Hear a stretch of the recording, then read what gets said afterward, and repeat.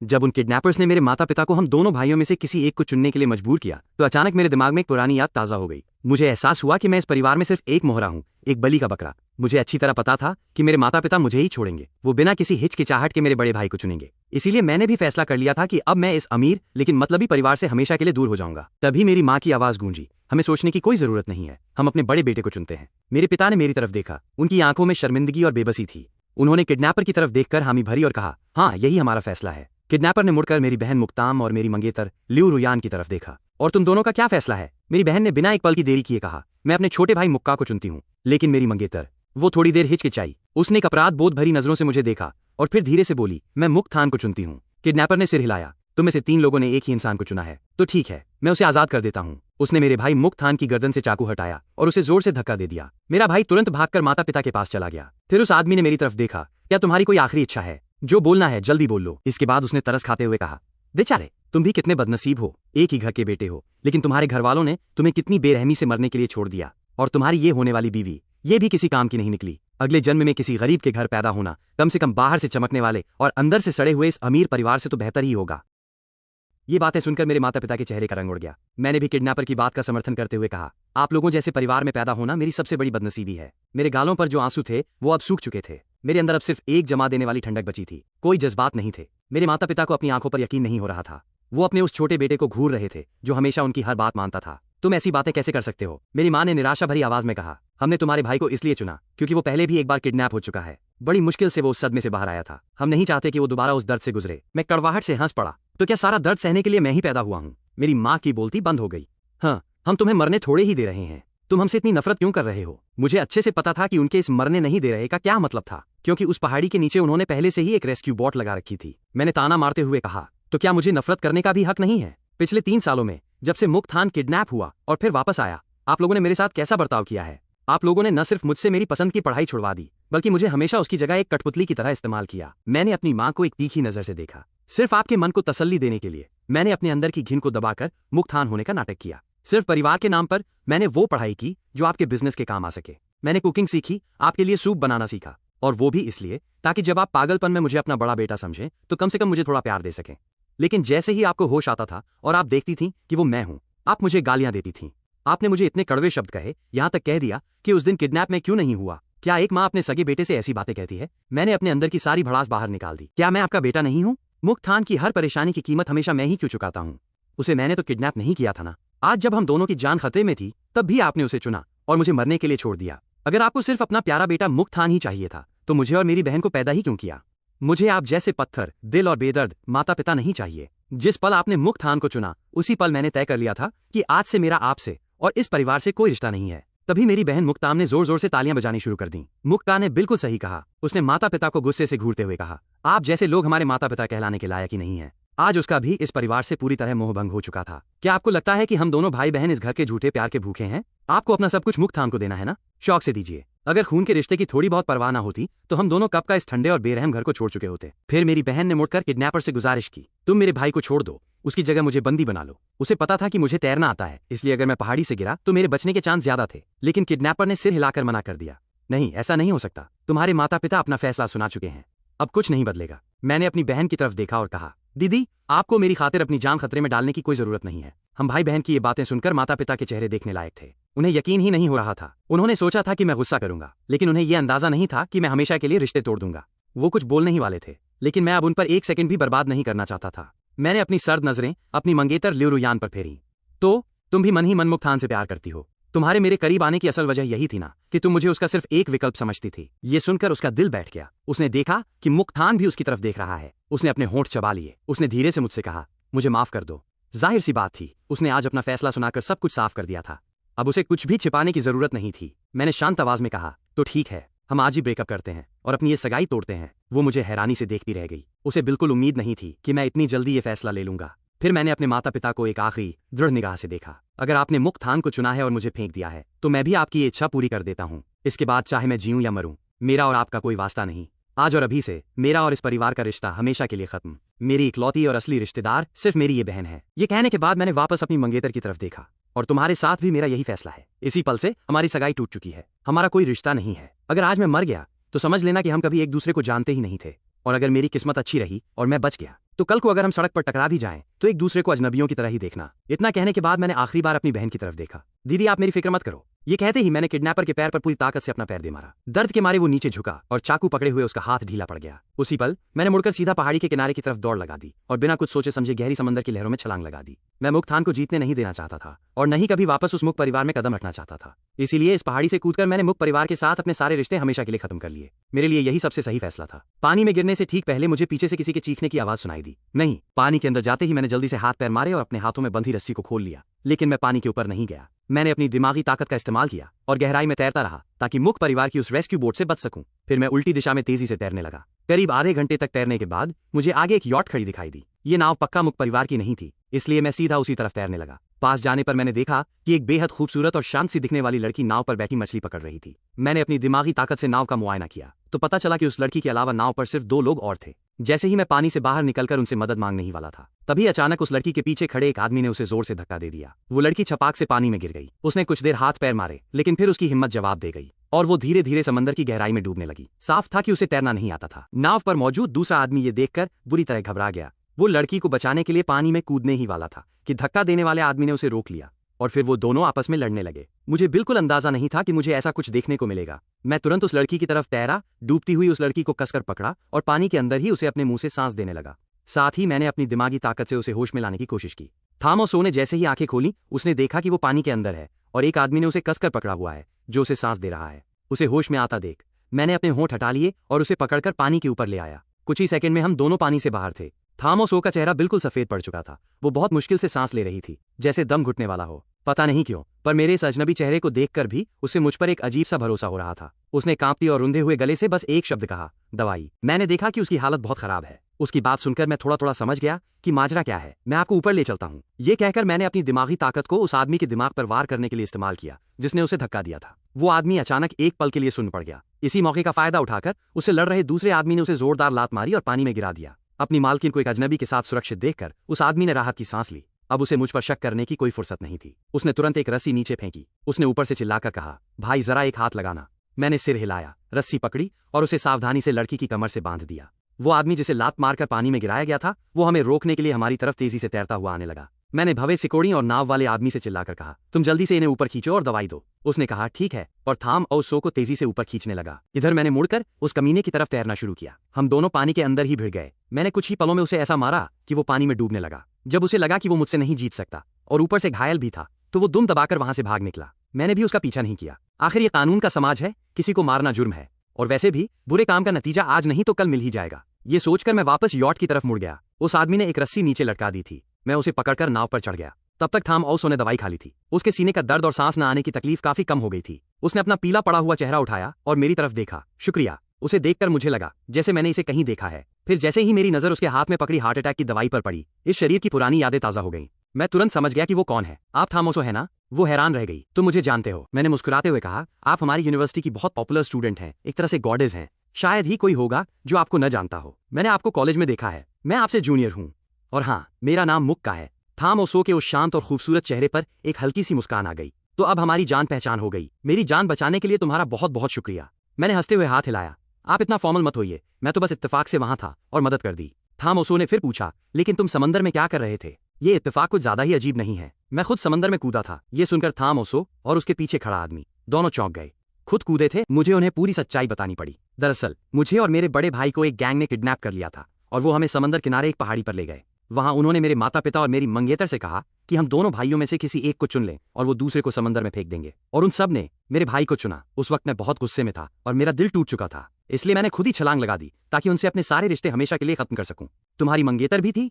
थामोसो ने पूछा। ये सवाल सुनकर उसके पीछे खड़े आदमी का मुंह खुला का खुला रह गया। उसका चेहरा देखने लायक था, मानो वो सोच रहा हो, रुको, इस पूरी कहानी का मेन पॉइंट ये तो नहीं था ना? मेन पॉइंट तो ये होना चाहिए था कि इस लड़के को इसके परिवार और मंगेतर ने मरने के लिए छोड़ दिया और इसे समंदर में कूदना पड़ा। ये कितना दर्दनाक है। मैंने सफाई देते हुए कहा। सच कहूं तो समंदर में कूदने से ठीक पहले मैंने अपनी सगाई तोड़ दी थी। थामोसो के होठों की मुस्कान और गहरी हो गई। ऐसी मंगेतर के जाने का कोई अफसोस भी नहीं होना चाहिए। पीछे खड़ा आदमी भी सिर हिलाते हुए हामी भरने लगा। बिल्कुल सही कहा, एकदम घटिया लोग हैं। फिर उस आदमी ने थोड़े गपशप वाले अंदाज में पूछा, लेकिन एक बात बताओ, तुम्हारे माता पिता ने तुम्हारे भाई को चुना, ये बात तो फिर भी समझ में आती है, लेकिन तुम्हारी मंगेतर ने तुम्हारे भाई को क्यों चुना? कहीं वो तुम्हारे पीछे से उसके साथ चक्कर तो नहीं चला रही थी? मैंने बताया, असल में मेरी मंगेतर पहले मेरे भाई को ही मन पसंद करती थी, लेकिन 3 साल पहले मेरा भाई अचानक गायब हो गया था। तब जाकर उसने मेरे पीछे आना शुरू किया था। उसने मुझे सिर्फ एक मोहरा समझा था। आज जाकर मुझे एहसास हुआ कि मैं असल में किसी और की परछाई था। तभी थामोसो ने अचानक पूछा, क्या तुम्हारे बड़े भाई का नाम मुक्तान है? मैंने हैरानी से अपनी भवें उठाई। क्या आप मेरे भाई को जानती हैं? उसने सिर हिलाते हुए कहा, नहीं जानती तो नहीं, लेकिन उनका नाम सुना है।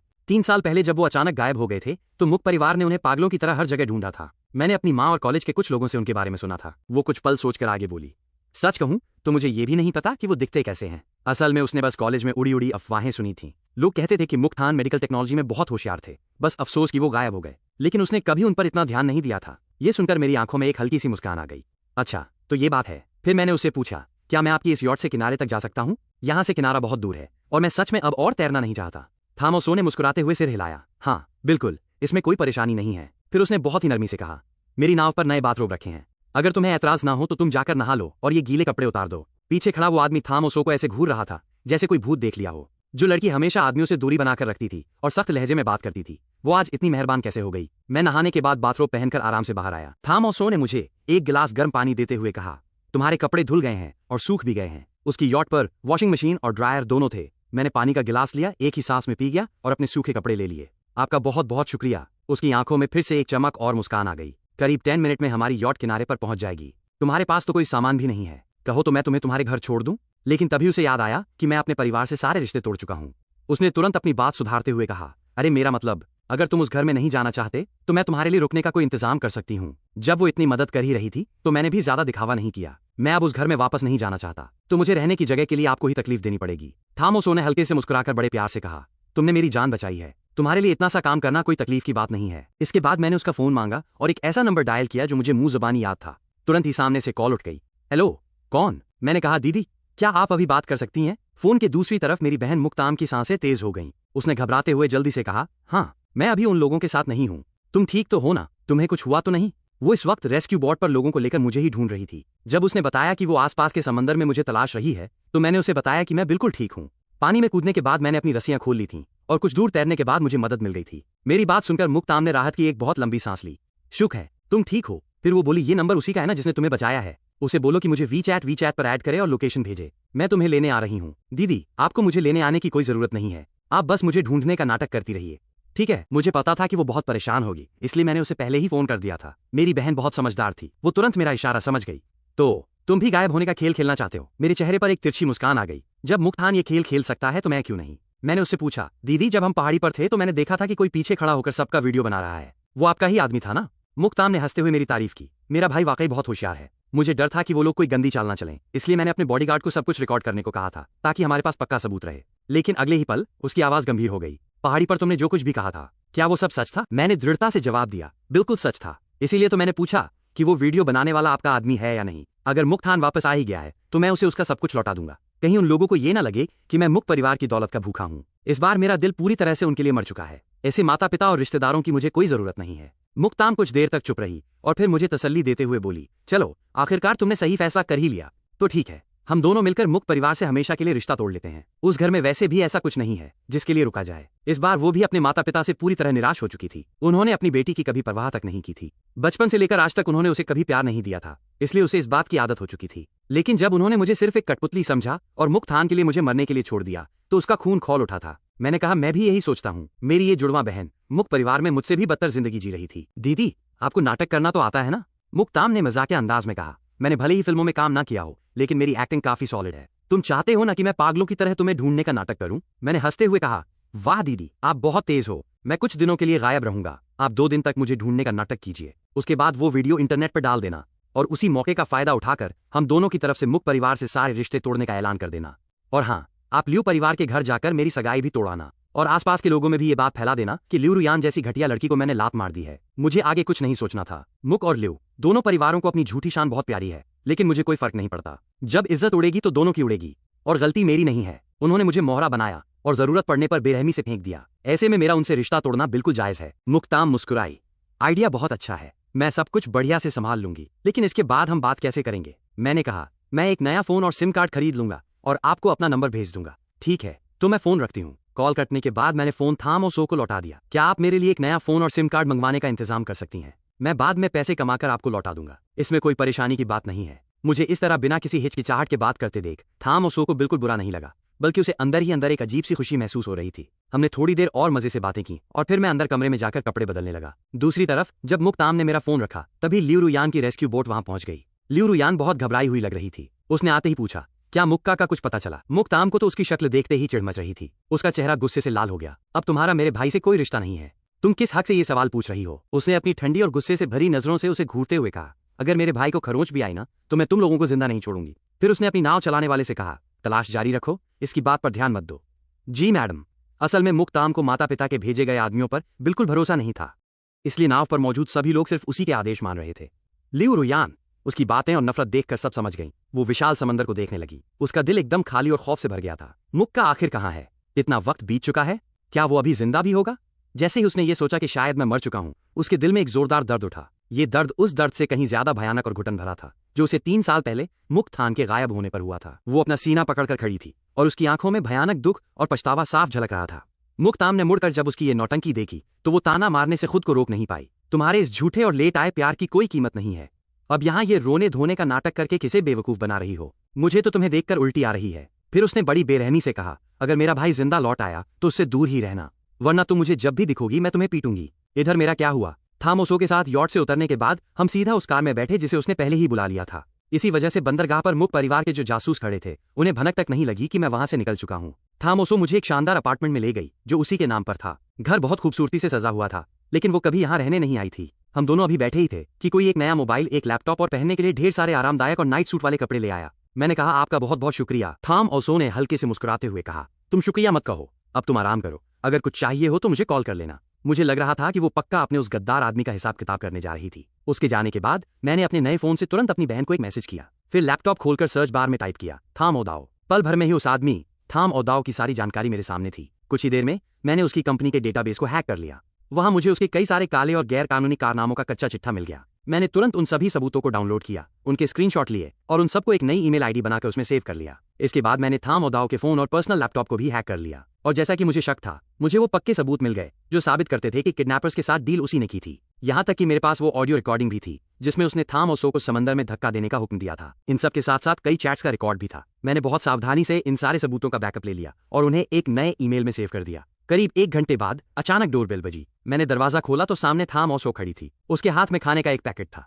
आप वापस आ गई? मैंने हैरानी से पूछा। थाम ओसो ने नरमी से कहा, मेरा काम खत्म हो गया था, मुझे भूख लग रही थी, तो मैंने सोचा कि तुमने भी डिनर नहीं किया होगा, इसलिए मैं आते हुए थोड़ा खाना लेती आई। मैं मुस्कुराया, बिल्कुल सही टाइम पे आई हैं, मेरे पेट में चूहे कूद रहे थे। आपका बहुत शुक्रिया। खाना खाने के बाद मैंने थोड़ा सोचा और फिर कहा, क्या मैं आपसे 1-2 पर्सनल सवाल पूछ सकता हूँ?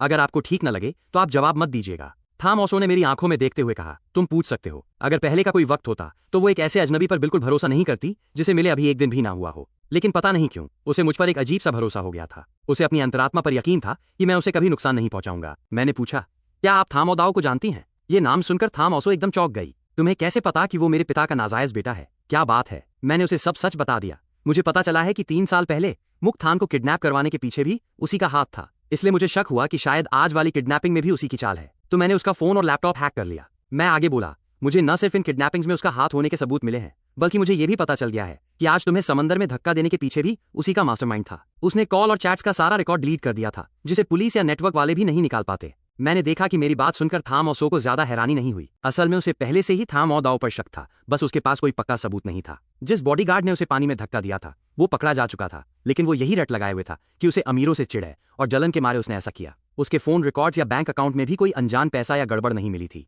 मेरी बात सुनकर वो तुरंत समझ गई। क्या तुम कोई टॉप लेवल के हैकर हो? मैंने सिर हिलाया। हाँ, दुनिया के बेहतरीन हैकर्स में से एक हूँ। अच्छा, एक बात बताइए, अगर वो रास्ते से हट जाए तो क्या आप कानूनी तौर पर थाम परिवार और कंपनी की वारिस बन पाएंगी? क्या आपके पिता उसे ज्यादा मानते हैं? थाम ओसो ने जवाब दिया, थाम ओदाओ मेरे पिता का नाजायज बेटा है। ये बात अभी भी सोसाइटी में किसी को नहीं पता है, इसलिए जब मुझे पानी में धक्का दिया गया तो सबसे पहला शक मुझे उसी पर हुआ। अगर मैं मर जाती और मेरी माँ को भी कोई हादसा हो जाता और उस पर कोई इल्जाम भी नहीं आता तो थाम परिवार का वंश आगे बढ़ाने के लिए मेरे पिता पक्का उसे वापस घर ले आते।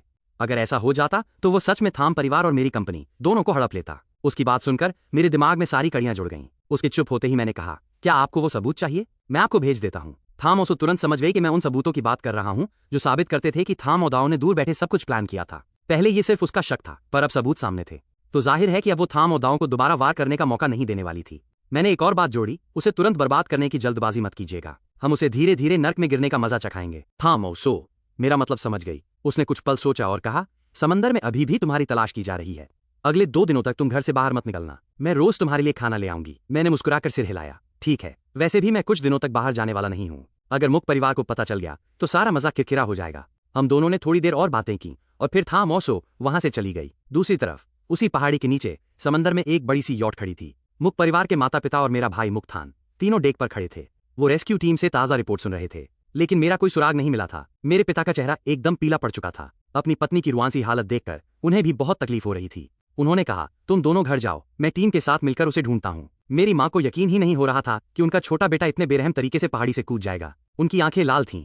वो रोते हुए बोली, हमने उसके साथ इतना भी बुरा बर्ताव नहीं किया था। उसने ऐसा क्यों किया? भले ही वो अपने बड़े बेटे को ज्यादा प्यार करती थी, लेकिन ऐसा नहीं था कि उन्हें अपने छोटे बेटे से बिल्कुल प्यार नहीं था। आखिरकार इतने सालों तक उन्होंने ही तो उसे पाल पोसकर बड़ा किया था। इस वक्त उन्हें अपने फैसले पर बहुत पछतावा हो रहा था और वो अंदर ही अंदर बेचैन थी। पिता ने एक गहरी सांस छोड़ी। ये सब बहुत अचानक हुआ, शायद वो इस सच को बर्दाश्त नहीं कर पाया। सच तो ये था कि उन्होंने भी नहीं सोचा था कि उनका छोटा बेटा इतना गुस्से वाला और जिद्दी निकलेगा। उन्होंने अपनी पत्नी के कंधे पर हाथ रखा और तसल्ली देते हुए कहा, एक बार वो मिल जाए तो हम उससे आराम से बात करेंगे। लेकिन असल में उन्होंने मन ही मन ये मान लिया था कि शायद अब उनका छोटा बेटा कभी वापस नहीं मिलेगा। आखिर उसे समंदर में गिरे कई घंटे बीत चुके थे, लेकिन वो ये बात मुंह से बोलने की हिम्मत नहीं कर पा रहे थे। उन्हें डर था कि कहीं उनकी मनहूस बात सच न हो जाए और वो अपनी पत्नी को दोबारा सदमा नहीं देना चाहते थे। मेरी माँ ने धीरे से सिर हिलाते हुए कहा, ठीक है, तुम उसे अच्छे से ढूंढना और उसे घर वापस ले आना। मुक्तान कुछ नहीं बोला, वो बस चुपचाप अपनी माँ को पकड़े खड़ा था। इस वक्त उसका दिमाग भी बुरी तरह उलझा हुआ था। ये सब इतना बिगड़ कैसे गया? उसे अच्छे से पता था कि इस सब के पीछे किसका हाथ है, और उसने ये सब उसकी मुक परिवार पर दोबारा धाक जमाने के लिए किया था।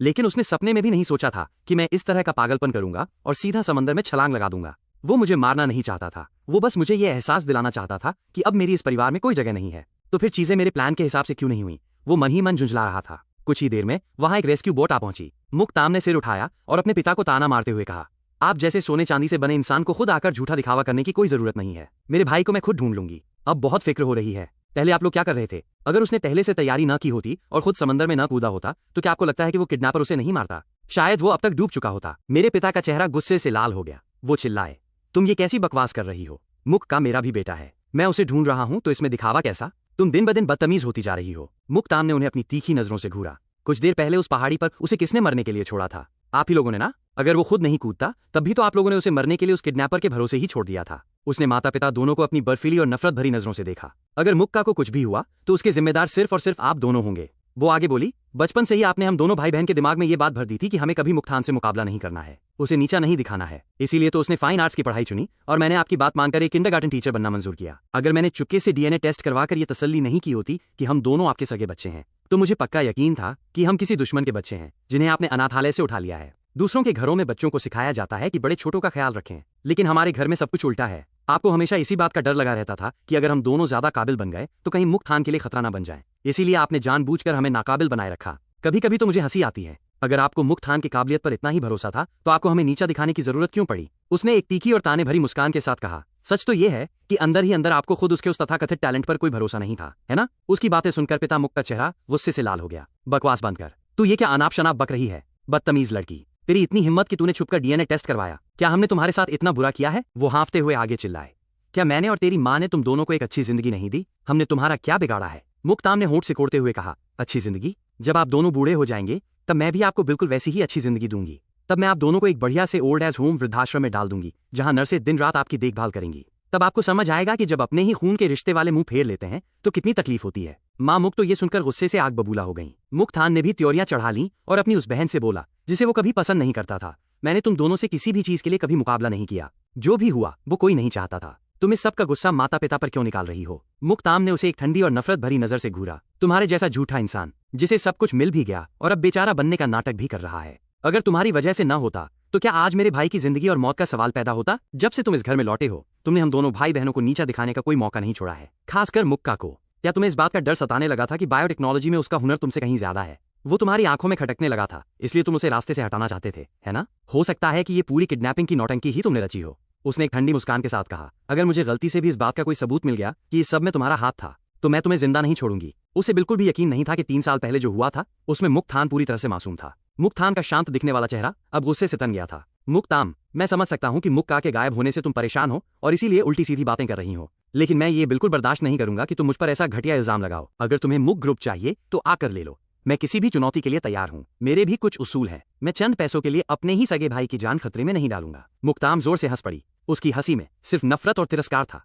अपना ये नाटक बंद करो। किसे चाहिए तुम्हारा मुक ग्रुप और मुक परिवार? मेरी नजरों में तुम्हारी कोई औकात नहीं है। अगर तुम लोग मुझे वो कंपनी खैरात में भी दोगे तो भी मैं उसे ठोकर मार दूंगी। हम भाई बहन कूड़ा बीनने वाले नहीं है। पिता मुक का चेहरा अब काले बादलों की तरह घिर चुका था। जुबान संभाल कर बात कर मुक्ताम, अपनी हद पार मत कर। बेशर्म लड़की, तू मुक ग्रुप को क्या समझती है? मुक्ताम ने अपनी आंखें घुमाई और मुंह चढ़ाते हुए कहा, मैं तो बस अपने मन की बात कह रही हूँ। इसमें हद पार करने वाली क्या बात है? मुझे जो सच लगेगा मैं वही बोलूंगी। जो करना है कर लो। पिता मुक अब गुस्से से फट पड़ने वाले थे। कमीनी लड़की, अगर इस वक्त हालत इतनी नाजुक न होती तो मैं तुझे ऐसा मारता कि तुझे सारी उम्र याद रहता। मुक्ताम, हम सब भी मुक्का को लेकर उतने ही परेशान हैं। बेहतर होगा कि तू अपनी ये बकवास बंद कर और पागल कुत्ते की तरह हर किसी को काटना छोड़ दे। मुक्ताम ने अपनी भौहें उठाईं। तो मैं पागल कुत्ता हूँ?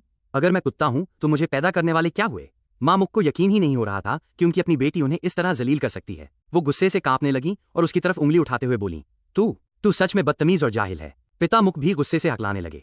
मुक्ताम, दफा हो जा यहाँ से। उन्हें लग रहा था कि ये लड़की जब भी घर आती है बस हंगामा खड़ा कर देती है, और आज तो इसने सारी हदें पार कर दी थीं। उनके हिसाब से अब इसका कुछ नहीं हो सकता था। मुक्ताम ने मजाक उड़ाते हुए कहा, ठीक है, मैं जा रही हूँ। तुम लोग भी अपना ये झूठा नाटक बंद करो और यहाँ से निकलो, ताकि कम से कम मेरे भाई की आत्मा को तुम्हें देखकर नफरत ना हो। ये कहकर उसने अपने बोट ड्राइवर को इशारा किया। रेस्क्यू बोट मुड़ी और वापस समंदर की गहराइयों में मुझे ढूंढने निकल गई। उसने ये सारा हंगामा जानबूझकर खड़ा किया था। एक तो वो उन पर अपनी भड़ास निकालना चाहती थी, और दूसरा वो ये दिखावा करना चाहती थी कि वो मेरे गायब होने की वजह से इतनी टूट चुकी है कि किसी को भी काटने को दौड़ रही है। अगर वो पागलों की तरह व्यवहार नहीं करती तो लोगों को लगता ही नहीं कि उसे मेरी कितनी फिक्र है। अपनी बेटी को इस तरह बेरुखी से जाते देख मुक परिवार के माता पिता का खून खौल रहा था, लेकिन साथ ही उनके दिलों में एक अनजाना सा डर और दुख भी घर कर रहा था। मुक्ताम का ये बर्ताव इस बात का इशारा था कि शायद उनका छोटा बेटा अब कभी वापस नहीं आएगा, क्योंकि चाहे मुक्ताम कितनी भी बागी क्यों ना हो, आम दिनों में वो इतने कठोर और जहरीले शब्द कभी नहीं बोलती थी। पिता मुक ने एक गहरी सांस ली। उन्होंने मुक्ताम को अपनी माँ को घर ले जाने को कहा और खुद एक दूसरी बोट में सवार होकर मुझे ढूंढने निकल पड़े। जब तक रात का अंधेरा नहीं छा गया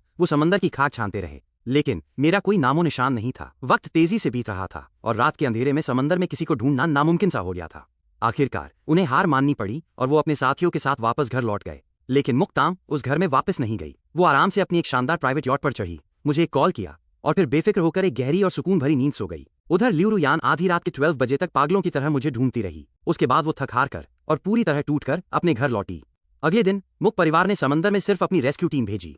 मुक्ताम अभी भी समंदर में डेरा डाले हुए थी, लेकिन मुक परिवार का कोई और सदस्य वहां नहीं आया। उन सब ने अपने मन में ये मान लिया था कि मैं समंदर में डूबकर मर चुका हूँ। ये खबर बहुत जल्द शहर के अमीर तबके हाई सोसाइटी में भी फैल गई, लेकिन किसी को भी ये नहीं पता था कि पहाड़ी पर मुक परिवार ने क्या फैसला लिया था। सबको यही लग रहा था कि किडनैपर्स ने मुझे किडनैप किया और फिर समंदर में धक्का दे दिया। लोग आपस में कानाफूसी कर रहे थे। मुक परिवार को किसी की बुरी नजर लग गई है क्या? बड़ा बेटा किडनैप हुआ और जैसे तैसे वापस आया तो अब छोटे बेटे को किडनैप करके समंदर में फेंक दिया गया। उसका तो अब तक कुछ अता पता ही नहीं है। मुक्ताम ने पूरे 2 दिन तक चिलचिलाती धूप में समंदर में मुझे ढूंढने का नाटक जारी रखा। उसने जानबूझकर न तो अपने बाल बनाए, न कपड़े बदले और न ही मेकअप किया। वो जानबूझकर बहुत ही खस्ताहाल और दुखी लग रही थी। फिर वो मुक परिवार के घर से काफी दूर अपनी कार से उतरी और पैदल घर की तरफ चलने लगी। रास्ते में जो भी पड़ोसी उसे इस हालत में देखता वो मन ही मन सोचता, लगता है मुक परिवार को अब छोटे बेटे का अंतिम संस्कार करना पड़ेगा। लोग उसके पास आकर उसे तसल्ली देने लगे। यही तो मुक्ताम चाहती थी। उसने तुरंत बेबसी और गुस्से का नाटक करते हुए उस दिन पहाड़ी पर जो कुछ भी हुआ था वो सब उन लोगों को कह सुनाया। आसपास के जो लोग मेरी बहन को तसल्ली दे रहे थे, उन्होंने जब ये भयानक सच सुना तो उनकी आंखें फटी की फटी रह गईं। उन्होंने तुरंत ये बात अपने दोस्तों और जान पहचान वालों को बताई। फिर क्या था, 1 से 10 और 10 से 100 महज आधे दिन के अंदर हाई सोसाइटी में आग की तरह फैल गई और सबके कानों तक पहुंच गई। जब मुक परिवार के दादाजी और मेरे पिता को यह बात पता चली तो वो गुस्से से आग बबूला हो गए। उन्होंने तुरंत नौकरों को भेजकर मुक्ताम को नीचे हॉल में बुलाया। वो दोनों उस पर चीखने चिल्लाने ही वाले थे कि मुक्ताम ने उन्हें बोलने का मौका ही नहीं दिया। बस चिल्लाने की कोई जरूरत नहीं है, मैंने जानबूझकर ये बात बाहर फैलाई है। मैं चाहती हूँ कि सबको पता चले कि ये परिवार कितना मतलबी है। गलत काम करने की हिम्मत तो है, लेकिन उसे मानने की औकात नहीं। आप लोगों ने ही मेरे भाई को मारा है। उन दोनों ने सपने में भी नहीं सोचा था कि मुक्ताम इस तरह पलटकर जवाब देगी। दादाजी का चेहरा गुस्से से नीला पड़ गया। उन्होंने चिल्लाते हुए कहा, भूल मत, तू भी इसी मुक परिवार का हिस्सा है। अगर इस घर की इज्जत मिट्टी में मिलेगी तो क्या तेरा नाम रोशन होगा? जाहिर है अपने छोटे पोते के गायब होने का दुख उन्हें भी था, लेकिन अब जो होना था वो हो चुका था। उनके हिसाब से मेरे माता पिता ने बस एक फैसला लिया था, उन्होंने जानबूझकर मुझे नहीं मारा था। फिर ये बदतमीज लड़की क्यों बाहर वालों के सामने घर की इज्जत उछाल रही थी? आज सुबह से ही दादाजी को कई लोगों के फोन आ चुके थे जो पूछ रहे थे कि क्या सच में मुक परिवार ने अपने ही सगे बेटे को मरने के लिए छोड़ दिया। उनकी सालों की कमाई हुई इज्जत की धज्जियां उड़ चुकी थीं। मेरे पिता ने भी अपना चेहरा सख्त किया और हुक्म दिया, अभी बाहर जा और लोगों को सफाई दे। उनसे कहे कि तेरा भाई नहीं मिल रहा था, इसलिए तू अपना आपा खो बैठी थी और गुस्से में अनाप शनाप बक दिया। मुक्ताम ने एक तिरछी मुस्कान के साथ कहा। और अगर मैं ना जाऊं तो? मेरे पिता गुस्से से पागल हो गए। तो दफा हो जाए इस मुक परिवार से। मुक्ताम को बस इसी पल का इंतजार था। ये सुनकर उसे कोई दुख या तकलीफ नहीं हुई, बल्कि वो अंदर ही अंदर खुशी से झूम उठी। उसने जानबूझकर अपना चेहरा लाल किया, मानो वो बहुत गुस्से में हो, और चिल्लाई, ठीक है, मैं जा रही हूँ। वैसे भी मैं और मेरा भाई इस घटिया परिवार को कचरे के डिब्बे से ज्यादा कुछ नहीं समझते। आप लोग अपनी इस झूठी शान के साथ यहाँ सड़ते रहिए। आज से मेरा इस मुक परिवार से कोई रिश्ता नहीं है। ये कहकर वो तेजी से मुड़ी और सीधे अपने कमरे में गई। वहां से उसने अपना वो सूटकेस निकाला जो उसने पहले से ही पैक करके रखा हुआ था, और उसे घसीटती हुई घर से बाहर निकल गई। दादाजी और माता पिता को लग रहा था जैसे उन्हें हार्ट अटैक आ जाएगा, लेकिन फिर भी उन्होंने उसे रोकने की कोशिश नहीं की। उन्हें लगा कि एक बार जब ये घर से बाहर जाकर धक्के खाएगी तो इसे अपनी औकात समझ आ जाएगी कि मुक परिवार के बिना इसकी कोई हैसियत नहीं है। ये पूरा तमाशा मैं अपने लैपटॉप पे लाइव देख रहा था। मुक परिवार के घर में बेडरूम्स को छोड़कर हर कोने में सीसीटीवी कैमरे लगे हुए थे। सच कहूं तो मुझे अपनी बहन की इस ऑस्कर विनिंग परफॉर्मेंस की दाद देनी पड़ेगी। वो पक्का फिल्मों में जा सकती है, लेकिन मुझे ये भी पता था कि वो बचपन से इस घर में घुट रही थी। आज उसने मौके का फायदा उठाकर अपने अंदर का सारा जहर बाहर निकाल दिया था। मुझे अच्छे से पता था कि दादाजी और मेरे पिता ने मेरी बहन की बातों को बिल्कुल सीरियसली नहीं लिया था, और बस इसी घमंड की वजह से अब उन्हें बहुत भारी कीमत चुकानी पड़ने वाली थी। मैंने जैसे ही कैमरे बंद किए, मेरी बहन का कॉल आ गया। फोन उठाते ही उसने पूछा, मुक्का, मैंने घर वालों के मुंह पर बोल दिया है कि मैं रिश्ते तोड़ रही हूँ। क्या मैं अब वो वीडियो इंटरनेट पर डाल दूं? मैंने कहा, हाँ दीदी, बिल्कुल। उसे सीधे ऑनलाइन पोस्ट कर दो। बस कैप्शन में लिखना कि तुम इस पत्थर दिल परिवार से सारे रिश्ते तोड़ रही हो, और साथ में वो वीडियो अटैच कर देना। तुम्हारी फ्रेंड लिस्ट में भले ही ज्यादा बड़े लोग ना हो, लेकिन अमीर खानदानों के बच्चे तो हैं। वो वीडियो खुद ब खुद पूरी हाई सोसाइटी में फैल जाएगा। मुक्ताम खुश होकर बोली, बढ़िया, मैं अभी करती हूँ। और हाँ, वीडियो डालने से पहले मैं ल्यू परिवार के घर जाकर तुम्हारी सगाई भी तोड़ आती हूँ। मैंने कहा, हाँ, और सगाई तोड़ने वाला भी एक वीडियो बना लेना और उसे भी पोस्ट कर देना। मुझे एंटरटेनमेंट इंडस्ट्री का पुराना तजुर्बा था, इसलिए मुझे अच्छे से पता था कि ड्रामे को कैसे भुनाना है और लोगों के दिमाग से कैसे खेलना है। मेरी बहन का ये पहला कदम लोगों की हमदर्दी बटोरेगा। लोग ये मान लेंगे कि मुक परिवार कितना मतलबी है। उन्होंने छोटे बेटे को सिर्फ बड़े की परछाई समझा, और फिर बड़े के लिए उसे मरने के लिए छोड़ दिया, यहाँ तक कि उसे समंदर में कूदने पर मजबूर कर दिया। ये बात किसी को भी गुस्सा दिलाने के लिए काफी थी, और जब लोगों का गुस्सा अपने चरम पर होगा, तब मैं सबसे बड़े विक्टिम, पीड़ित के तौर पर सामने आऊंगा। तब मुक परिवार की इज्जत हमेशा के लिए मिट्टी में मिल जाएगी। उन्हें अपनी इज्जत बहुत प्यारी है ना, तो अब हाई सोसाइटी में वो किसी को मुंह दिखाने लायक नहीं रहेंगे। जब दोनों भाई बहनों ने एक साथ परिवार छोड़ा है, तो कोई बेवकूफ ही होगा जो ये नहीं समझेगा कि गलती मुक परिवार की ही है। अब मुक्तान भी इस हादसे का इस्तेमाल करके महान बनने का नाटक नहीं कर पाएगा। अगर वो ऐसा करेगा तो लोगों को उससे और ज्यादा घिन आएगी। आखिर उसी की वजह से तो घर के 2 बच्चों को ये कदम उठाना पड़ा। मैंने अपनी बहन से कहा, कल मैं भी एक वीडियो बनाकर इंटरनेट पे डालूंगा। मैं खुद सबके सामने मुक परिवार से अपने रिश्ते तोड़ने और ल्यूरुयान से सगाई खत्म करने का ऐलान करूंगा। मुक्ताम ने हंसते हुए कहा, मजा आ जाएगा। कल मैं आराम से बैठकर तुम्हारा तमाशा देखूंगी और तुम्हें चीयर करूंगी। कुछ ही देर में मुक्ताम ने वो वीडियो इंटरनेट पर डाल दिया, जिसमें उसने बताया कि कैसे परिवार ने उसके भाई को मोहरा बनाया, उसे मरने के लिए छोड़ा, समंदर में कूदने पर मजबूर किया, और फिर उसे घर से धक्के मारकर निकाल दिया। देखते ही देखते उसकी पोस्ट ने इंटरनेट पर तहलका मचा दिया। बहुत से लोगों ने कमेंट करके पूछा कि क्या ये सच है, क्योंकि परिवार से रिश्ता तोड़ने का मतलब था कि उसे जायदाद में से एक फूटी कौड़ी नहीं मिलेगी, तो कोई झूठ क्यों बोलेगा। कई लोगों ने उसकी हिम्मत की तारीफ भी की। जैसा मैंने सोचा था, जवान लड़के लड़कियों ने तुरंत ये वीडियो अपने घर वालों को दिखाया। कुछ ने तो इसे अपने खानदान के व्हाट्सएप ग्रुप्स में फॉरवर्ड कर दिया। महज 1 घंटे के अंदर हाई सोसाइटी के ज्यादातर लोगों को पता चल गया कि मुक परिवार के छोटे बेटे और बेटी ने परिवार से सारे रिश्ते तोड़ लिए हैं। वीडियो देखने के बाद हर किसी ने मेरे फैसले को सही ठहराया। कोई भी इंसान अगर ऐसी स्थिति में होता तो वो यही करता। उस बेबस लड़के को उसके अपने ही माता पिता और उसकी मंगेतर ने एक साथ मरने के लिए छोड़ दिया था। सोसाइटी के कई बड़े बुजुर्गों ने अफसोस जताते हुए कहा कि मुक परिवार ने बहुत ही नीच हरकत की है। दोनों ही उनके अपने सगे बेटे थे, फिर इतना भेदभाव कैसे कोई कर सकता है। वैसे भी लोगों की नजरों में मुक खान हमेशा से एक घमंडी और रूखा इंसान था। वो किसी से सीधे मुंह बात नहीं करता था, जबकि मैं मुक का हमेशा हंसमुख रहता था, सबसे तमीज से मिलता था और हर किसी को इज्जत देता था। इसीलिए सबकी हमदर्दी पूरी तरह से मेरे साथ थी। बस किसी को ये नहीं पता था कि पिछले 2 सालों में मेरे अंदर अचानक इतना बदलाव क्यों आ गया था। मैं बिल्कुल मुक खान की तरह रूखा और लोगों से दूर दूर रहने लगा था। पहले लोगों को लगता था कि मैं ये सब जायदाद हड़पने के लिए कर रहा हूँ और जानबूझकर मुक खान की नकल कर रहा हूँ ताकि घर वालों को खुश कर सकूं।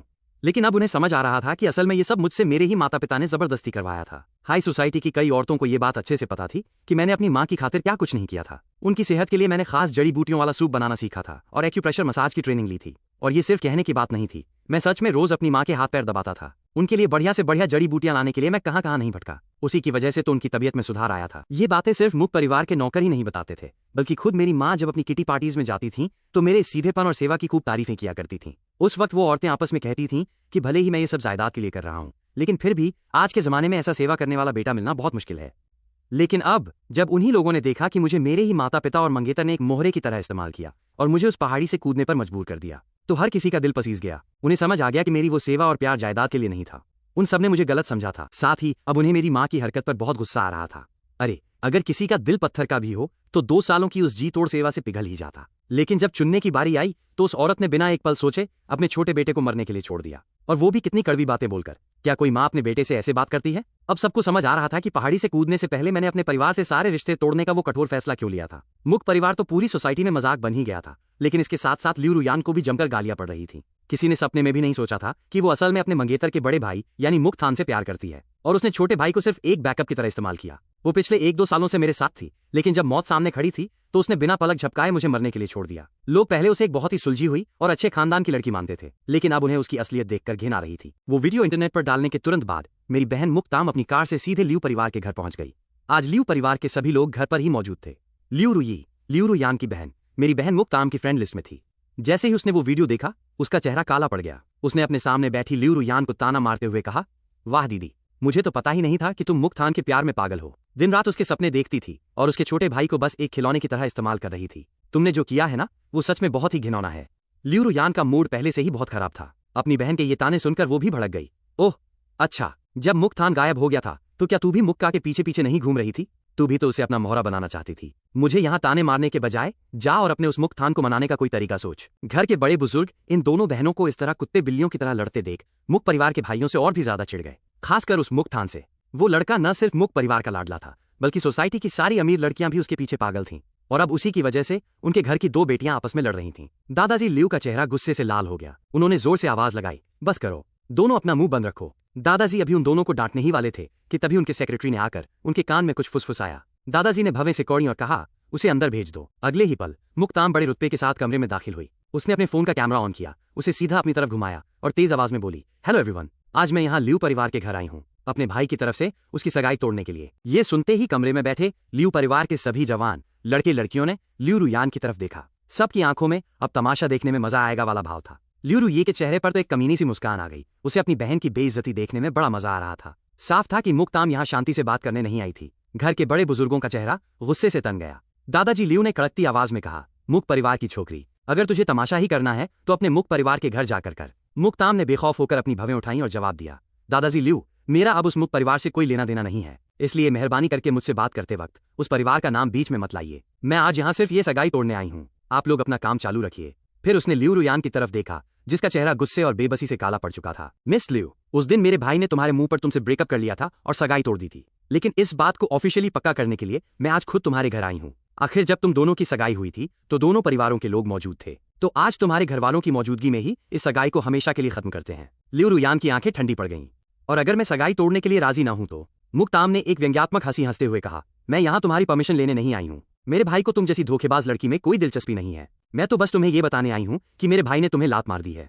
ये पहली बार था जब लियू रुयान की सबके सामने इतनी बुरी बेइज्जती हुई थी। मुक्ताम ने उसकी बेबसी पर कोई ध्यान नहीं दिया। उसने अपना फोन उठाया, कमरे में बैठे लियू परिवार के लोगों और लियू रुयान का चेहरा कैमरे में कैप्चर किया और फिर कैमरा अपनी तरफ घुमा लिया। तो लीजिए, सगाई ऑफिशियली टूट चुकी है। आज से मेरे भाई का इस धोखेबाज लियू रुयान से कोई रिश्ता नहीं है। आप सब इसके गवाह हैं। वीडियो रिकॉर्डिंग बंद करने के बाद उसने दादाजी लियू की तरफ देखा और कहा, आप लोग अपनी मीटिंग जारी रखिए, मैं चलती हूँ। मुक्ताम लियू परिवार के उन बड़े बुजुर्गों के गुस्से को पूरी तरह इग्नोर करते हुए पलटकर शान से बाहर निकल गई। लियू रुयान की मां ने चिढ़कर कहा, सगाई टूट गई तो टूट गई, वैसे भी वो एक मरे हुए इंसान से बंधी थी। अगर ये लड़की खुद यहाँ नहीं आती तो मैं खुद मुक परिवार के घर जाकर ये सगाई तोड़ कर आती। अपनी माँ की बात सुनकर लियू रुयान ने तुरंत अपना सिर घुमाया। मुक्ता मरा नहीं है, हो सकता है वो अभी भी जिंदा हो। भले ही उसे खुद अंदर से लग रहा था कि मुक्का के बचने की उम्मीद ना के बराबर है, लेकिन वो किसी भी कीमत पर यह मानने को तैयार नहीं थी कि वो डूब कर मर चुका है। पिछले 3 दिनों से वो एक भयानक तड़प और पछतावे में जी रही थी। हर रोज जब भी वो आंखें बंद करती, उसे मुक्का के साथ बिताए हुए वो खूबसूरत पल याद आने लगते। कभी कभी वो पल सर्दियों की एक मीठी और गर्म धूप जैसे लगते थे, जिसने कभी उसे दुखी नहीं होने दिया था। शुरुआत में उसे सच में लगता था कि मैं सिर्फ एक मोहरा हूँ, एक रिप्लेसमेंट हूँ, लेकिन अब उसे एहसास हो रहा था कि अपने दिल की गहराई में वो भी मुझसे प्यार करने लगी थी। खासकर जब उसे वो पल याद आता था जब मैं उस पहाड़ी से बिना पलक झपकाए गहरी लहरों में कूद गया था। उसका दिल दर्द और अपराध बोध से फट जाता था। उसने मन ही मन खुद से वादा किया कि अगर मुक्ता जिंदा लौट आया तो मैं उसे कभी मुक थान की परछाई नहीं समझूंगी। मैं उसके प्यार को पूरी इज्जत दूंगी और उसे वो प्यार वापस दूंगी जो वो डिजर्व करता है। लियू रुयान की माँ अपनी बेटी का चेहरा देखकर सब समझ गई थी। उन्होंने ठंडी आवाज में डांटते हुए कहा, अगर वो जिंदा वापस आ भी गया तो भी लियू परिवार उसे अपना दामाद कभी नहीं बनाएगा। भले ही मुक्ताम का उनके घर आकर इस तरह सबके सामने सगाई तोड़ने का अंदाज उन्हें बहुत चुभा था, लेकिन इस सगाई के टूटने से वो अंदर ही अंदर बहुत खुश थीं। लियू रुयान के पिता भी यही सोचते थे। उन्होंने कहा, मुक्का के साथ जो भी हुआ उसमें सबसे बड़ी गलती उसके माता पिता की है। तुम्हें इतना पछतावा करने की कोई जरूरत नहीं है, और चाहे वो जिंदा वापस आए या ना आए, तुम दोनों का अब कभी कोई मेल नहीं हो सकता। इस बात को अपने दिमाग में अच्छे से बैठा लो। लियू परिवार के दादाजी ने भी हामी भरते हुए कहा, तुम्हारे माता पिता बिल्कुल सही कह रहे हैं। एक काम करो, तुम कुछ दिनों के लिए विदेश चली जाओ, वहां तुम्हारा मन भी बहल जाएगा। लियू रुयान को अच्छे से पता था कि उसके परिवार वाले क्या सोच रहे हैं, लेकिन फिर भी उसका दिल भारी था। उसने जबरदस्ती सिर हिलाकर कहा, जी। वहीं लियू रुयान का चचेरा भाई ने मुंह बनाते हुए मन ही मन सोचा, ये बुढ़ा अपनी पोती को कुछ ज्यादा ही सिर चढ़ा रहा है। अगर वो खुद इस खानदान का इकलौता वारिस बड़ा पोता न होता तो उसे पक्का यकीन था कि दादाजी लियू परिवार का पूरा बिजनेस इस रुयान के नाम कर देते, जो उससे उम्र में छोटी थी। अभी हाल ही में हुए एक फैमिली डिनर में दादाजी ने जानबूझकर ये बात उठाई थी कि कंपनी की कमान उसी के हाथ में जाएगी जो काबिल होगा। लियू रुये को ऐसा लग रहा था कि दादाजी साफ साफ इशारा कर रहे थे कि अगर रुयान ग्रेजुएशन के बाद कंपनी ज्वाइन करती है और उसका काम उससे रुयी से बेहतर होता है तो वो वारिस बदल देंगे। इसलिए लियू रुये के मन में एक अजीब सी बेचैनी बैठ गई थी। आज दोपहर को मुझे जाकर मुक्तान से मिलना होगा। अगर मैं उसकी शादी मेरी छोटी बहन से करवा दूं तो कम से कम मेरा उत्तराधिकारी बनना तो पक्का हो जाएगा। दूसरी तरफ लियू परिवार के घर से निकलने के बाद मेरी बहन मुक्ताम ने अपने सोशल मीडिया पर सगाई टूटने की पोस्ट भी डाल दी। जिसने भी ये पोस्ट पढ़ी उसने मेरी बहन से हमदर्दी ही जताई। हर कोई सोच रहा था कि अगर उनके खानदान के किसी लड़के को कोई लड़की इस तरह मोहरा बनाए और मौत सामने देखकर उसे मरने के लिए छोड़ दे तो वो भी जाकर सगाई तोड़ देते। कुछ खून के गर्म नौजवानों ने तो यहाँ तक कमेंट किया, मुक्ताम अगर तुम कहो तो हम लड़कों को लेकर आएं और उस लियू रुयान की अच्छी तरह से मरम्मत कर दें। मुक्ताम ने जो भी किया वो खबर बहुत जल्द मुक परिवार के घर तक पहुंच गई। दादाजी मुक का बीपी इतना हाई हो गया कि वो बेहोश होते होते बचे। जब वो थोड़े होश में आए तो उन्होंने अपना सबसे पसंदीदा चाय का कप जमीन पर पटककर चकनाचूर कर दिया। हरामजादी, ये लड़की तो एक नंबर की डायन निकली। मुक परिवार के माता पिता का भी गुस्से से बुरा हाल था। हमने पिछले जन्म में ऐसा क्या पाप किया था जो हमारे घर में ऐसी कलंक लड़की पैदा हुई। उस मनहूस ने उस दिन की वीडियो बनवाई और ऊपर से उसे इंटरनेट पर डाल दिया ताकि सारी दुनिया हमारा तमाशा देखे। और उसकी हिम्मत तो देखो, हमसे सरेआम रिश्ता तोड़ा और फिर लियू परिवार के घर जाके सगाई भी तोड़ाई। ये तो हद ही हो गई। पिता मुक ने मेज पर जोर से मुक्का मारा। अगली बार अगर वो मेरे सामने आई तो मैं उसकी टांगे तोड़ दूंगा। उन्हें यकीन नहीं हो रहा था कि मुक्ताम का वो रिश्ता तोड़ने वाला ड्रामा सिर्फ बातों तक नहीं था, उसने सच में ऐसा कर दिया था, और वो भी इस तरह कि उन्हें संभलने तक का मौका नहीं मिला। आज दिन भर में कई लोगों ने उन्हें मैसेज करके ताने मारे थे, वाह भाई, तुमने अपने बेटे को मजबूर किया कि वो समंदर में कूद जाए और अपनी बेटी को इतना परेशान किया कि उसने सरेआम तुमसे रिश्ता ही तोड़ लिया। पिता मुक को लग रहा था जैसे किसी ने उनके मुंह पर कालिख पोत दी हो। अब वो बाहर वालों को अपना मुंह कैसे दिखाएंगे। माँ मुक भी गुस्से से कांप रही थी। उसने जानबूझकर हमारे मुंह पर कीचड़ उछाला है। अब सोचो, पूरी सोसाइटी हमारे पीठ पीछे कितनी बातें बनाएगी और हम पर हंसेगी। माँ आप शांत हो जाइए, कहीं आपको कुछ हो न जाए, मुक्तान ने माँ को सहारा देते हुए कहा। मुक्तान तो हमेशा से ही ऐसी है, वो किसी की नहीं सुनती। सच कहूं तो मुक्तान भी मुक्ताम से बहुत चिढ़ा हुआ था। उसने इतना बड़ा बखेड़ा खड़ा कर दिया है, अब लोग मेरे बारे में क्या सोचेंगे। सबको यही लगेगा कि मुक परिवार ने मुक्तान को बचाने के लिए छोटे बेटे को मरने के लिए छोड़ दिया और उसे समंदर में कूदने पर मजबूर कर दिया। ये बात उसकी मुक्तान की परफेक्ट इमेज के लिए बिल्कुल भी अच्छी नहीं थी। मुक्तान की बात सुनकर माँ मुक का गुस्सा और भड़क गया। मुझे तो पछतावा होता है कि मैंने ऐसी मनहूस को पैदा ही क्यों किया। अच्छा हुआ वो इस घर से दफा हो गई, कम से कम वो हमारे सामने आकर हमारा खून तो नहीं जलाएगी। पिता मुक ने भी हामी भरी। ऐसी लड़की की हमारे मुक परिवार में कोई जगह नहीं है। अगर उसे रिश्ता तोड़ना है तो तोड़ने दो, लेकिन अब वो मुक परिवार की दहलीज पर कभी कदम नहीं रखेगी। ये सुनकर मुक्तान मन ही मन बहुत खुश हुआ। वो यही तो चाहता था कि मुक्ताम इस घर से हमेशा के लिए चली जाए और कभी वापस न आए।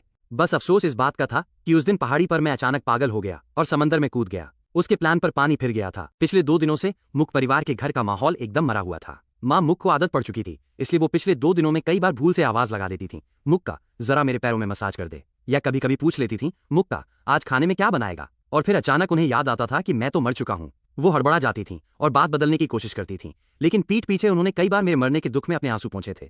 पिता मुक भी जब मेरे बनाए हुए बिजनेस प्लान को लेकर मुक्तान के पास जाते थे तो देखते थे कि मुक्तान का काम करने का तरीका मुझसे बिल्कुल अलग था। तब वो एक गहरी सांस छोड़ते थे। उन्हें मेरे न होने का दुख सताने लगा था और अब उनका काम में भी मन नहीं लगता था। अपने माता पिता को मेरे लिए इस तरह उदास देखकर मुक्तान अंदर ही अंदर जल रहा था। आखिर एक जिंदा इंसान किसी मरे हुए इंसान से मुकाबला कैसे कर सकता है। इसलिए अब मुक्तान भी दिल से यही चाहने लगा था कि काश मुक्का जिंदा हो। मुक्तान ने ऐसा तूफान खड़ा किया था कि मुक परिवार का कोई भी इंसान घर से बाहर निकलने की हिम्मत नहीं कर पा रहा था। वो लोगों के सवालों और उनकी चुपी हुई नजरों का सामना नहीं करना चाहते थे। अगले दिन मैंने अपने चेहरे पर हल्का सा पीलापन लाने के लिए मेकअप किया। मैंने जानबूझकर काले रंग का सूट पहना ताकि मेरा चेहरा और भी ज्यादा बीमार और सूखा हुआ लगे। था मौसू जब मेरे अपार्टमेंट में आई तो मेरी हालत देखकर वो एक पल के लिए चौंक गई। मैंने उसे देखकर मुस्कुराते हुए पूछा, क्या लगता है? लग रहा हूं ना कि मौत के मुंह से वापस लौट कर आया हूं। था मौसू ने हामी भरते हुए कहा, हाँ बिल्कुल असली लग रहा है। फिर वो बोली, चलो मैं तुम्हें तुम्हारे घर छोड़ देती हूँ, तुम्हें अपना सामान भी तो लेना होगा। मैंने हंसते हुए कहा, जब ड्रामा करना ही है तो फुल परफॉर्मेंस देनी चाहिए। अगर आप मुझे छोड़ने चलेंगी तो और भी अच्छा रहेगा।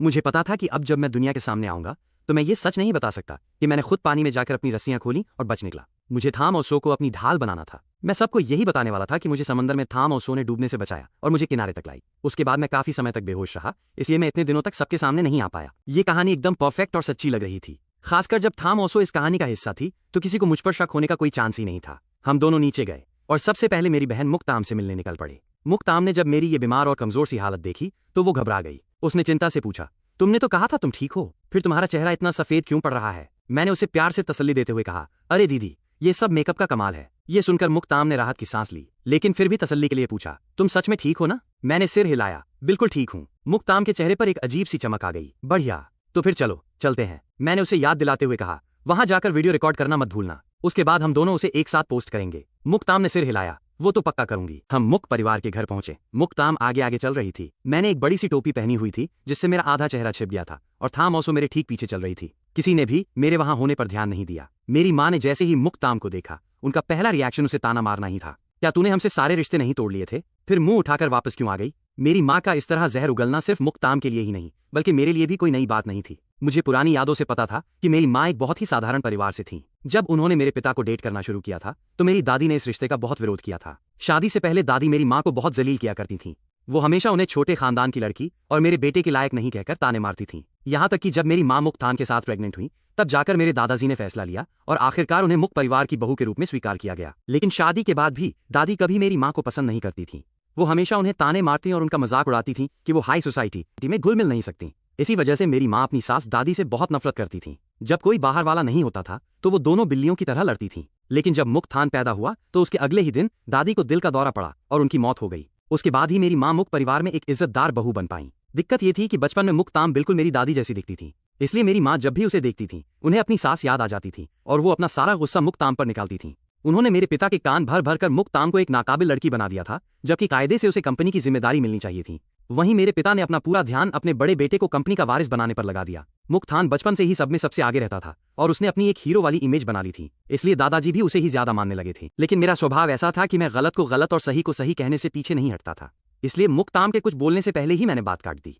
दीदी मुझे मेरा सामान लेने के लिए यहाँ लेकर आई हैं।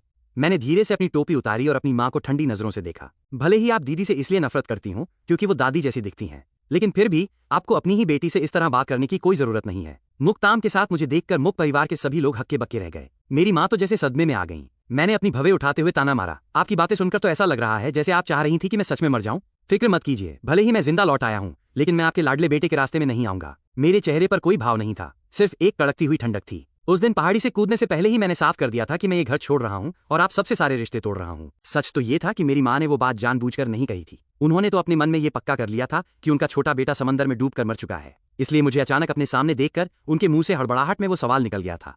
लेकिन मेरी कड़वी और चुभने वाली बातें सुनकर मेरी माँ बौखला गईं। वो अपनी झेप मिटाने के लिए और तेज आवाज में चिल्लाईं, तो ये क्या बकवास कर रहा है? मुक परिवार की जायदाद वैसे भी तेरे भाई की ही है, तुझे कोई चीज उसके लिए छोड़ने की जरूरत नहीं है। मैं गुस्से से भड़क गया। अच्छा, अगर आप लोगों को हम दोनों भाई बहनों से इतनी ही नफरत है तो हम अपनी राह चले जाते हैं और आप अपनी, तब तो आप खुश रहेंगे ना? मैंने एक कड़वी मुस्कान के साथ कहा।